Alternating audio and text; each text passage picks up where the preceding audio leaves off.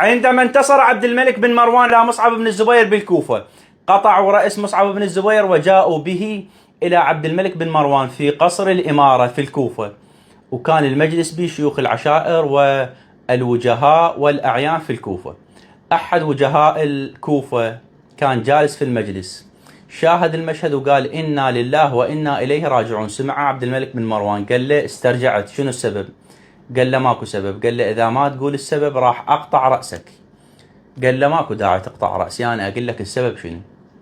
قال له هذا الكرسي اللي أنت قاعد عليه جلس عليه عبيد الله بن زياد وجاءوا له برأس الإمام الحسين بطشت أمامه، ورا مدة جلس عليه المختار وجاءوا له برأس عبيد الله بن زياد بطشت أمامه، ورا مدة جلس عليه مصعب بن الزبير وجاءوا له برأس المختار الثقفي بطشت أمامه، والآن أنت جالس على هذا الكرسي وجاءوا لك برأس مصعب بن الزبير. هذا اختض من هذه الكلمة، فقال له هاك 1000 درهم وروح ادرس لي عادات وتقاليد وطباع وتفكير العراقيين.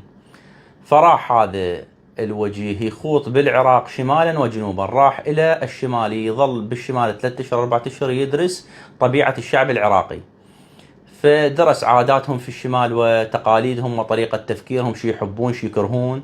وإجا إلى الشمال، إجا إلى الجنوب درس عاداتهم وتقاليدهم وطريقة تفكيرهم وشي يحبون وشي يكرهون.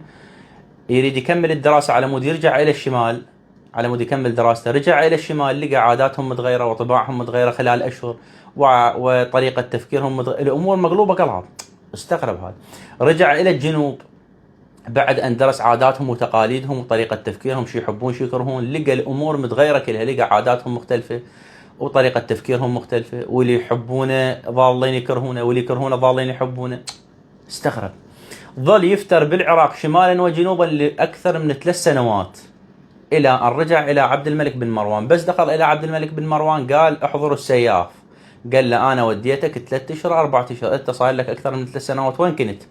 قال له أنا أسولف لك قبل أن تقطع عنقي.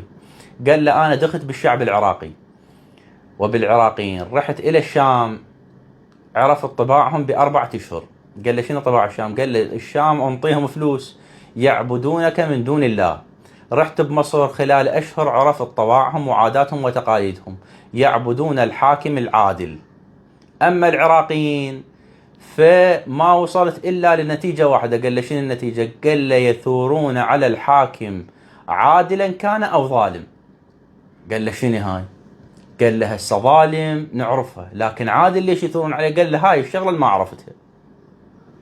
فهذه طبيعة الشعب العراقي منذ أكثر من 1400 عام، لا يريدون الزين ولا يريدون حتى الموزين. مشكلتهم.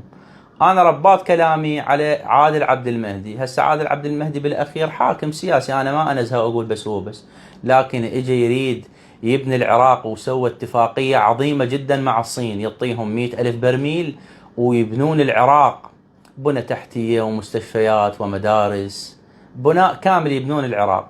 للأسف نفس الشعب العراقي الظاهر عليه، ويعني للأسف أخرجه من السلطة. فإحنا مشكلتنا كبيرة، إحنا مشكلتنا مو بس بالأحزاب أو بالحكومة، إحنا مشكلتنا كشعب.